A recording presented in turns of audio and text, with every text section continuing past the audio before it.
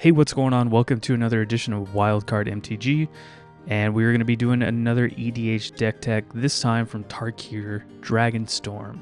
Now, it's been a little while since I did one of these, as I wasn't too inspired by anything from Aether Drift.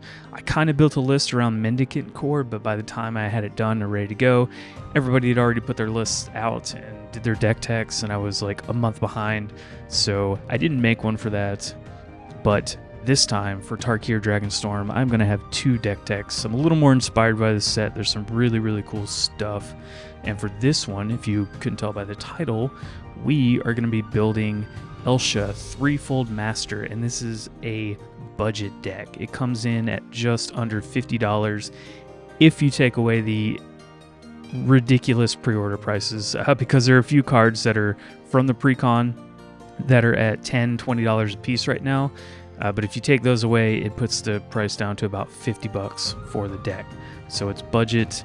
It is the same price as a pre-con, if not a little cheaper, because secondary markets. But without further ado, let's look at Elsha Threefold Master. Elsha is a blue, red, white legendary creature Djinn monk with trample and prowess. And prowess is whenever you cast a non-creature spell, this creature gets +1/+1 until end of turn. Whenever Elsha deals combat damage to a player, create that many 1/1 white monk creature tokens with prowess, and Elsha is a 1/1. So before we get into more about her card and how we're building this deck, let's talk about prowess real quick. So prowess is whenever we cast a non-creature spell that includes instants, sorceries, artifacts, enchantments, and planeswalkers, and I believe battles. Pretty much anything that isn't a creature. So there's a lot more card types now. But we are not playing no planeswalkers. We do have one battle, a couple artifacts. So things like that will trigger prowess on Elsha, along with all the tokens she makes. So they get the prowess triggers too. So the more things we cast, the bigger they get, and the crazier or cooler thing is that if a creature has multiple instances of prowess, each one of those is going to trigger separately. So we do run a card in the deck that we'll get to that gives basically double prowess, and at the end of the video I'll talk about some upgrades. If you want to put a little more money into the deck, we can give triple prowess if possible. We have all the right cards out, so that can get really out of hand really quick. So how did I build this deck? Well, instead of going Voltron with artifacts and equipments, which would be cool, and this isn't too far off, but I went with a pure enchantment aura strategy to kind of build up Elsha, make a ton of prowess tokens off her combat damage trigger, and then the cool thing is a lot of the auras in this deck are very low cost, so you can just cast multiple ones a turn. Now, another thing before I get into this deck tech, I'm no longer going to be going through every single card in the deck, just for the sake of brevity. It's taken too long to go through every single card, and some of them, you could just look at the list and you know what's in there. I've tried to break down the cards into the more important categories for their types, and as always, the full list will be in the comments, or you can follow me on Moxfield at The Wildcard, and the I is a 1. I will link that in the show notes as well. That is where you can find all my deck lists. So without further ado, let's look at our creature package. So first up, we're going to be starting with our card draw creatures. And with those, we're going to be playing Shram, Senior Edificer, Mesa Enchantress, Core Spirit Dancer, Silent Hall Creeper, Pearl Ear Imperial Advisor, Entity Tracker, and Shiko and Narset. So a couple cards I want to point out real quick in this card draw package. The first being Pearl Ear. Pearl Ear is a 1 white legendary creature Fox Advisor. It's a 3/4 with lifelink, and enchantment spells you cast have affinity for auras. They cost 1 less to cast for each aura you control. So we do have some bigger enchantment spells in the 4, 5, and 6 range. Not very many. but they are in that range, so the more auras we have, the cheaper those will get, which will be good in late game. And it also says when you cast an aura spell that targets a modified permanent you control, draw a card. So modified means if it has an equipment, auras you control, and counters are all modifications. So if we target something that already has an aura on it, we're going to get to draw a card off Pearl Ear, and Pearl Ear makes them all cheaper. Very cool card. I love this card. It's in my Light Paws deck.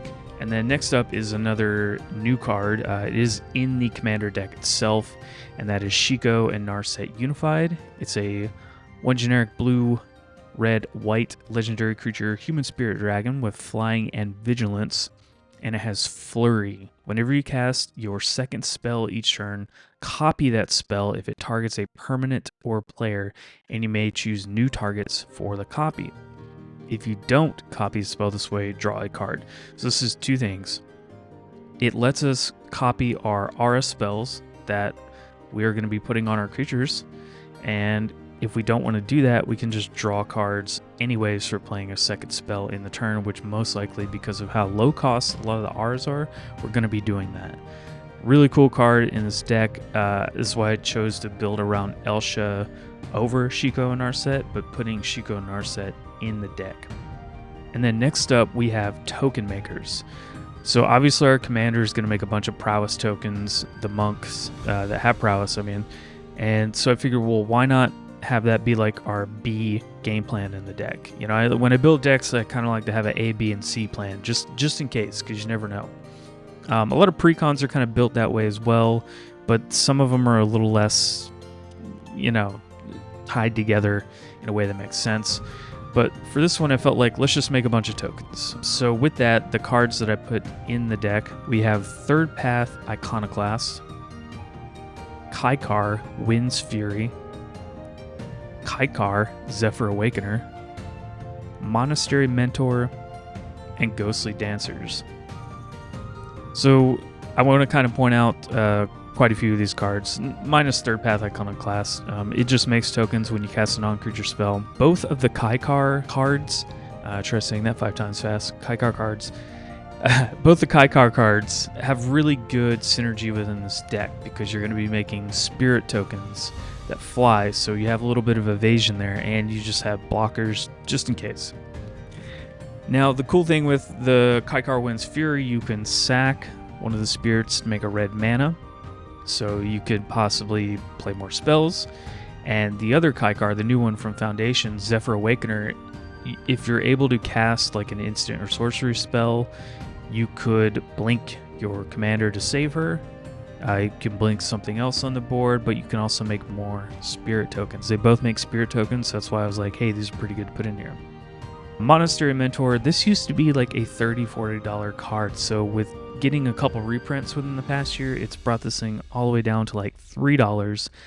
It's like the OG Prowess Make a Token kind of card. It's perfect for this deck. It does exactly what we want it to do with everything else, and had to include it. I think it's also in the precon as well. And then finally we have Ghostly Dancers. This was a card out of Duskmourn, so it's 3 white for a creature spirit. It's got flying, so already great. It says when this creature enters, return an enchantment card from your graveyard to your hand, or the second part that doesn't really matter, unlock a locked door of a room. We don't have any rooms, so we're good on that. But if we lose an aura or an enchantment that we need to get back, this will get it back for us. And then it has the Eerie triggered ability, or keyword, I guess. It says whenever an enchantment you control enters, and whenever you fully unlock a room, create a 3/1 white spirit creature token with flying. So the cool thing about that is if we're casting a bunch of auras, we're going to be making a bunch of 3/1s that fly. I mean, that is pretty darn good. And yes, it is a 5-mana creature, but it has also got flying, and it's a 2/5. So if you're, again, just casting a bunch of enchantment and auras during your turn, and you're making copies, the copies still enter, so the Ghostly Dancers is going to get the trigger off of that. So you could be making 2 or 3 of these a turn. Really cool card. Definitely had to point it out. And the next section I have here is Aura Tutors. So we have some cards that could tutor up for auras. I know everyone, people are kind of on the fence about that and what the bracket is and everything like that. I'm not really paying attention to brackets, to be honest. In my opinion, I don't think it's a whole thing. We're not going to worry about that. But technically this deck is a bracket too, so there you go. Anyways, getting into it, the first one we have here is Sovereigns of Lost Alara. It's a 4 generic white-blue creature spirit, and it has Exalted. And it says, whenever a creature you control attacks alone, you may search your library for an aura card that could enchant that creature, put it onto the battlefield attached to that creature, then shuffle. So, I mean, yes, it's a tutor when a creature attacks alone, most likely going to be Elsha. You want to get those triggers, but it's 6 mana. I mean, you know, the cost versus reward there, it's not that backbreaking. I think if anybody's going to complain about this in a lower bracket, might want to take a look at their decks, because this card's fine. You know, it's 6 mana, but still, it lets you tutor for any aura you need. So if you need one that has indestructible or something like that to keep Elsha going, not a bad way to do it. And then, of course, I mean, I had to put Light Paws in this deck. If you have not experienced the Light Paws deck, well, good for you. It can be a pretty oppressive deck, but Light Paws doesn't really tutor for other creatures. Light Paws tutors for itself. So you could take this card out and put in something else. I just put it in my list. I like Light Paws, and I think it's a good include anyways. But Light Paws is a 1 generic, 1 white legendary creature fox advisor. It says whenever an aura enters the battlefield under your control, if you cast it, you may search your library for an aura card with mana value less than or equal to that aura with a different name than each aura you control. Put that card onto the battlefield attached to Light Paws and then shuffle. Now, I will say too, a lot of the auras we have are like 1 to 2 mana, so we're not going to get to really trigger Light Paws that much anyways. So don't even worry about it. It's a little bit of a boogeyman, but it's okay in this deck, I promise. And then finally, the battle that I was talking about, we have Invasion of Theros. It's 2 and a white for battle. It says when an Invasion of Theros enters the battlefield, search your library for an aura, god, or demigod card, reveal it, put it into your hand, and then shuffle. So it lets you tutor up an enchantment or an aura. Yes, it's a tutor, but then you're gonna want to flip it to get it to the backside by doing 4 damage to it, because you want the card draw part of it that's on the other side, which is Afara Ever Sheltering. It's a legendary enchantment creature god, and Avara Ever Sheltering has lifelink and indestructible as long as you control at least 3 other enchantments. When another enchantment enters the battlefield under your control, draw a card. So again, if we were making copies with Chico and our set, or whatever else we may be able to do with our auras, this will let you draw a card off those copies because it's still entering the battlefield, or if we cast them. So good include for this deck, and you will get the Prowess trigger off the battle entering as well. So those are the creatures and the categories that I've put them in. Now let's look at the removal. Mostly we're running a couple counter spells, just the generic kind of stuff, and a bunch of spot remove pieces with only 1 board wipe. I know people watching my videos, I've mentioned this a lot, I'm not very big on board wipes. I usually put 1, maybe 2 in a deck. If that, I prefer spot removal over anything else, but even then I don't put a ton in. I know it's not the best deck building advice. I kind of go glass cannon with my stuff. That's just how I like to play. It's not for everybody. So as always, feel free to adjust this. This is just a baseline of how I build a deck. So first up, we have Unwanted Remake, Exercise, Revoke Existence, and Winds of Wrath.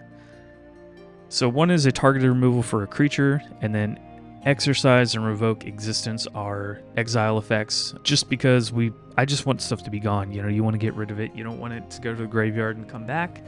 Exercise is kind of modal in that it does artifact, enchantment, or a creature with power 4 or greater, which could be a huge upside. You never know. And then Winds of Wrath is kind of a one-sided board wipe in that it will most likely murder all of our tokens, unfortunately, because there's just going to be no way we can enchant all of them. But all of our creatures that are enchanted, most likely Elsha, everything else is going to get destroyed, so it's going to leave us more open for those attacks to just make more tokens anyways, so not that bad. Now, another part of the instant and sorcery package that we have here is Aura Recursion. So getting our auras and enchantments back out of the graveyard onto the battlefield, or swapping them around to other creatures to save them from being put into the graveyard in the first place. So we are running Resurgent Belief, Open the Vaults, Inventory Management, and Get Out. The two cards that I want to touch on in this are Inventory Management, and it's a red and a white for an instant with split second. So as long as this spell is on the stack, players can't cast spells or activate abilities that aren't mana abilities. And it says, for each aura and equipment you control, you may attach it to a creature you control. So if somebody's targeting Elsha and you don't have a way to save it, but she is like built up like crazy with a ton of auras and you want to get them off of her, this is a way to do it. And you do it at instant speed and it's low cost. And even any other creature, if you have something else like built up pretty big on the board and you want to make sure it gets saved from something going on that's going to get removed, this is a good way to do it. And the second card is Get Out. It's 2 blue for an instant. It says choose one, counter target creature or enchantment spell, or return 1 or 2 target creatures and or enchantments you own to your hand. So this is a really cool modal spell from Duskmourn. It counters something, or you can save your creatures or your auras. So if you want to do, okay, I'm going to save 2 auras off this creature, it's going to die, or if you want to save a creature and an aura, you can do both. Pretty cool way of saving stuff off the board, and again, it's low cost. It's just 2 mana for that, and it's got good utility in that. I really like this card a lot. Had to include it in this deck. So here's the bulk of the deck. This is where everything that we're trying to do with the deck exists. We are running 30 auras and enchantments.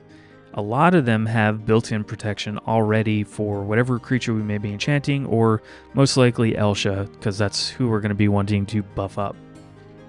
So I've kind of broken this down into 3 or 4 different sections. The first being Totem Armor. So we are running almost every single piece of Totem Armor. There were 2 that I cut that were just a little too high costed that I didn't feel like were worth it.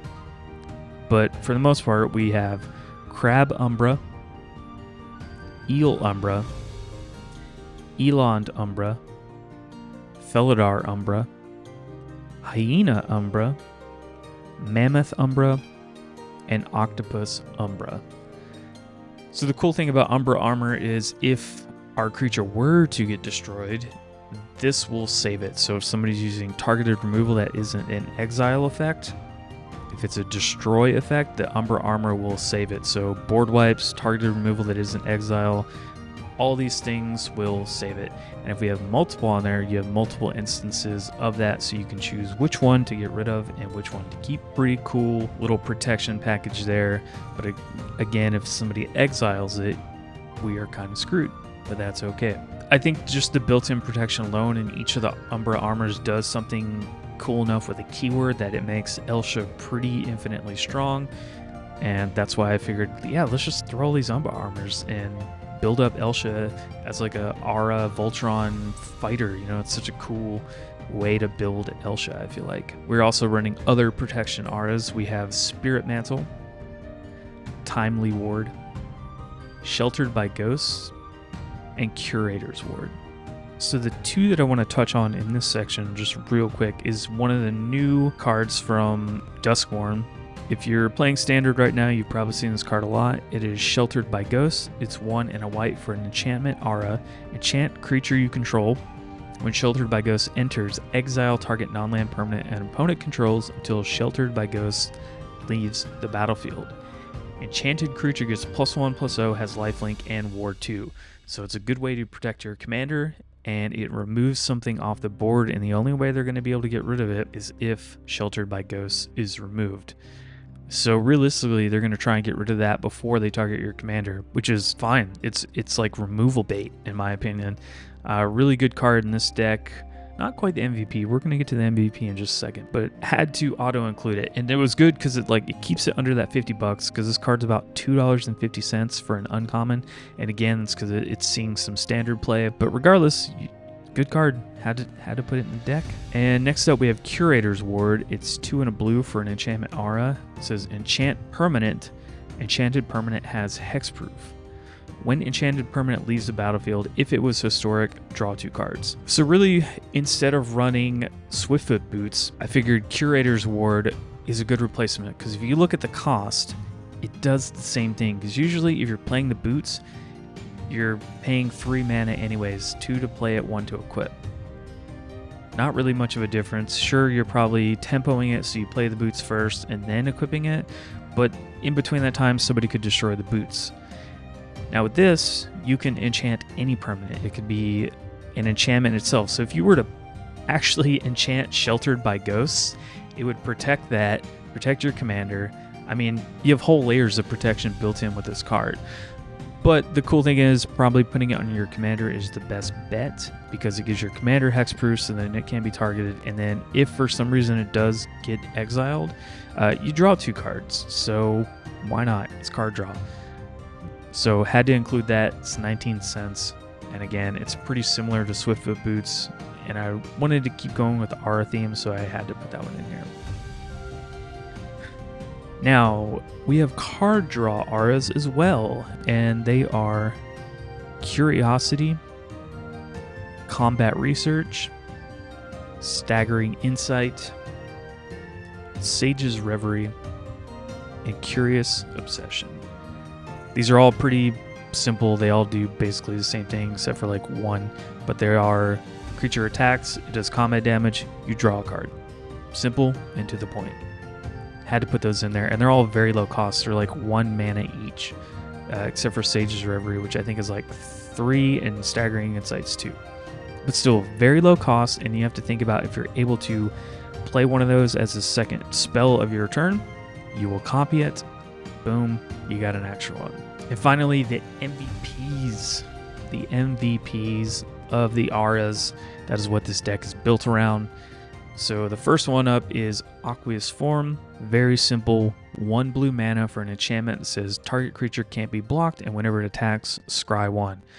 Obviously, we want to get Elsha in with as much combat damage as possible to make as many tokens as possible, and this is an excellent way to do that. Next up is Steel of the Godhead. It's 2 generic and a white-blue mixed pip, so you can pay white or blue.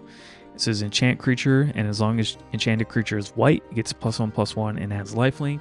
And as long as enchanted creature is blue, it gets +1/+1 and is unblockable. So boom, another way to make Elsha unblockable. And then you have lifelink, which is even better because you want to try and keep yourself at a base life level so you're not dying from, more aggro decks. This card is a little more expensive. It's about $2, $1.50, depending on what version you get. But still, it's like an MVP. This card's great. Definitely had to add it in this deck. And finally, the actual MVP of this deck. It's one of the new cards. It's in this commander deck as well. Like I said, I pulled a couple cards from the deck, but overall, this is a purely new build. And that is Tempest Technique. It's 3 and a white for an enchantment aura with Storm. It says when you cast this spell, copy it for each spell cast before this turn. You may choose new targets for the copies. Copies become tokens. It says enchant creature you control. Enchanted creature is +1/+1 for each enchantment you control. So it is all that glitters if you're able to get multiple copies. So realistically, if you have a turn where you're able to cast 4 or 5 1 mana aura spells, you can make 4 or 5 copies of this, and you can put it all in the same creature. It's not going to matter. And then they're going to get +1/+1 for each enchantment you control. Or you can put it on multiple creatures, load up some of those tokens even. And then, obviously you don't want to cast this as your second spell because copying it with Shiko and Narset won't really do much. You just want to pile on as many of those 1 mana auras that you can to get 4 or 5 copies of this. Get the mana value at least out of it. So I think this card can be ridiculously explosive in this deck, especially with how low mana value a lot of stuff is that we are able to play. It could get out of control, and you could get a ton of copies as long as it doesn't get countered. And again, this is one of the other cards that like the pre-order price is pretty high, so if you look at the actual price of the list, it's like 80 to 100 bucks. You know, we don't know what these cards are going to be at by the time the set actually comes out, so I wouldn't hold that to being gospel on what this card costs. But regardless, it is the MVP of the deck. And just real quick, I want to have an honorable mention here of a card that I really love in this deck, and that is Itali's Favor. It is a 2 generic 1 red enchantment aura. Enchant creature you control. When it enters the battlefield, discover 3. So discover is kind of like Cascade. It says exile cards from the top of your library until you exile a non-land card with mana value 3 or less, cast it without paying its mana cost, or put it into your hand. Put the rest on the bottom in a random order. This card can hit so much stuff in our deck. Our like I said, our mana curve is very low. It's between like 1 and 3 for the most part. So it could get us another aura to put on something, which is going to be perfect. That's exactly what we want to do. And if we don't want to do that, we can just put it in our hand. It draws us a card. And it also says enchanted creature gets +1/+1 and has trample. Yes, Elsha already has trample, but building her up in more auras is not a bad thing. You know, she gets an extra +1/+1 from it. Prowess trigger, boom. I really like this card. I put it in a lot of aura decks that I've built. It does a lot of utility stuff that I think is really cool. So that's why I had to honorable mention this one. Alright, so let's get into some of the pros and cons of the deck, because knowing how the deck works is just as important as building it. So first off, let's start with some of the cons. No pun intended. So the first thing is low creature count. As in, like, most of the creatures we have in our deck are utility creatures. They're making other tokens and other little small things, but we are not running a lot of creatures. I think it's like 19, 18 last I checked the list. And if we're playing against more heavy and aggressive style decks, we're going to be kind of screwed, because it's going to take a few turns to build up. You know, Elsha doesn't come out until like turn 3, turn 4 maybe. And again, not a ton of removal. It's a very glass cannon type deck. To be honest, that's just my favorite way to play. I know it's not a great play style, but I just like going for it and seeing what happens. And also, Elsha is going to be a removal magnet. You get her big enough and threaten with commander damage, or start making like 5-10 tokens a turn, people are going to be like, oh, she needs to go. Or they're going to remove you as a player. So be prepared for that too. That is kind of a con. You're going to be the archenemy, most likely, with this deck. Now, as far as the pros, we do have tons of built-in protection with the auras for Elsha, because really we're going to be wanting to load up Elsha with all those auras, not really our other creatures.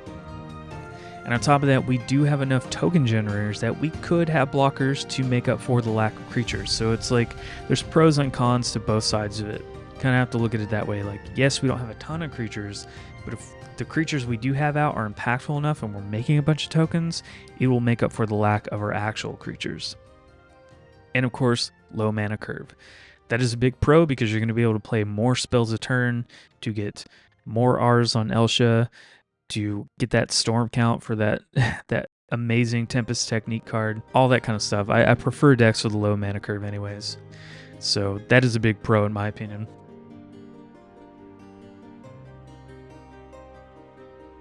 So how do we pilot the deck, and how do we win with the deck? Well, the main thing is we're going to be trying to do commander damage with Elsha.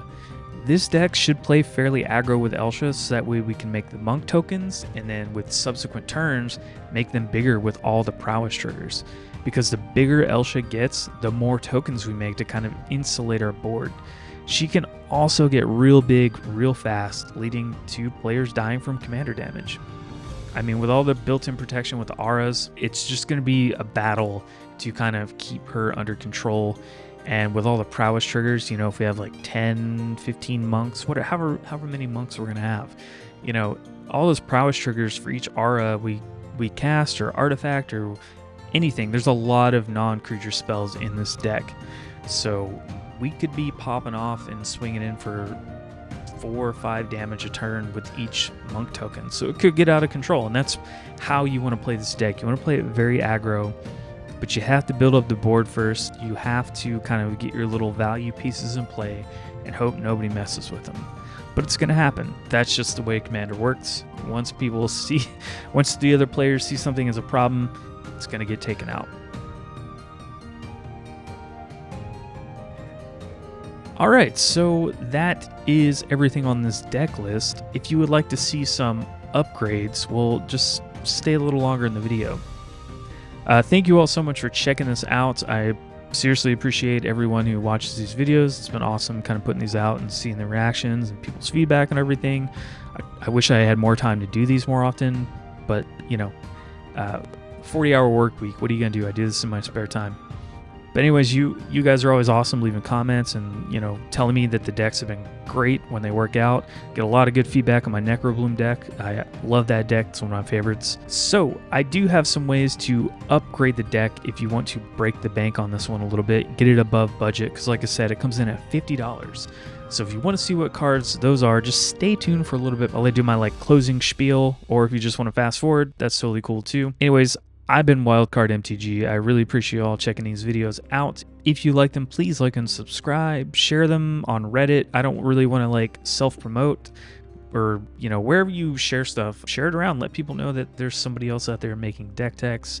If you have any questions, you can leave them in the comments. I don't really have email set up for this or anything. If you want to see me build a deck, let me know.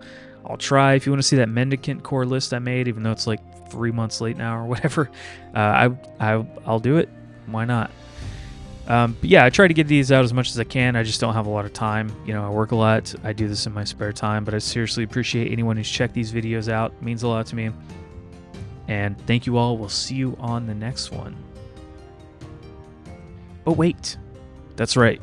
We are going to talk upgrades. These are 4 cards that if you just want to go ham and really just throw some money into making this deck pretty bonkers, you could definitely do that. If price is not a problem, if you want to make it less than budget, it's going to cost you around $90 extra to put these cards in the deck. But again, one is a pre-ordered card and it's sitting at $20. That will probably go down. Who knows? It might not. It might go up. We don't know. Pre-order prices are insane. Anyways, let's look at the 4 cards we're going to add to this deck. First up, we're going to add 2 creatures. We're going to add Bria, Riptide Rogue, and a new card from the new set, Tygam, Master Opportunist. So Bria, Riptide Rogue is one of those creatures that I mentioned. It will give all your other creatures that extra instance of prowess. You're going to get double prowess triggers off of it. And then the even better thing about that is whenever you cast a non-creature spell, target creature you control can't be blocked this turn. So if we cast 2 or 3 a turn, we can make our commander unblockable, we can make some other big thing unblockable, all kinds of crazy things like that. Great card, but she is $12. So again, I was trying to make this a little more budget friendly this time around. Didn't want to include it, but I figured, you know what, let's throw some upgrades in at the end. And the second card, the new card, Tygam Master Opportunist, is 1 and a blue for a legendary creature human monk with Flurry. Whenever you cast your second spell each turn, copy it, and then exile the spell you cast with 4 time counters on it. If it doesn't have suspend, it gains suspend. So I don't know the exact ruling on this, but I'm pretty sure when you cast that second Aura spell, you will put the copy on the creature and then the original will go to the suspend, so you can have it come back in 4 turns. I know that's pretty long, but it's an extra way to get more auras if something gets removed or it comes back. I think it's a pretty cool card. I like the fact that he copies spells. And again, I'm not sure exactly on the ruling of it because the rules wizard isn't there yet because the card's technically not released, but I'm pretty sure how that works. You can all correct me in the comments if I'm wrong. It's totally okay to be wrong. Sometimes it happens. This is the most complicated game in the world. And then finally, you know it, you love it, Anointed Procession to make extra copies of all your tokens. Yeah, that's right.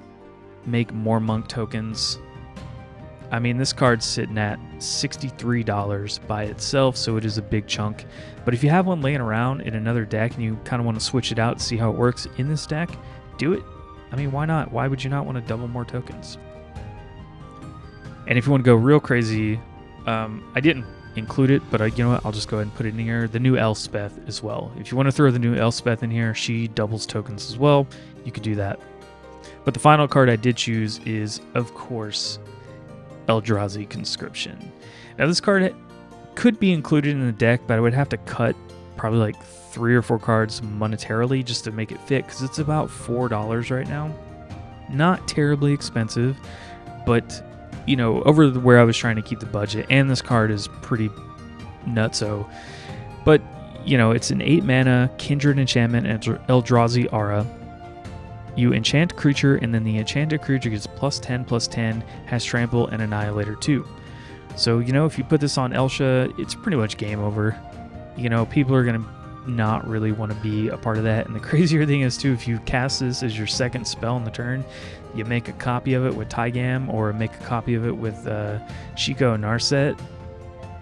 Yeah, boy, that's it. That's game over right there. So you can include it in the deck if you really want to put it over the edge with just like being oppressive and like game ending. That is the way to do it. So those are the cards that I would use to upgrade. Thank you all for sticking around and looking at that. And we will see you on the next one. I've been Wildcard MTG, and thank you so much for watching.